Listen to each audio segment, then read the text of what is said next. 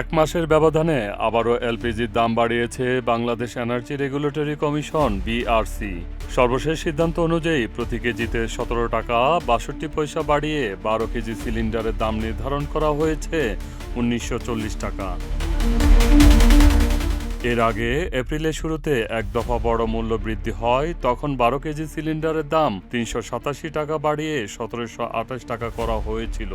নতুন এই দাম রোববার সকাল ৬টা থেকে কার্যকর হয়েছে।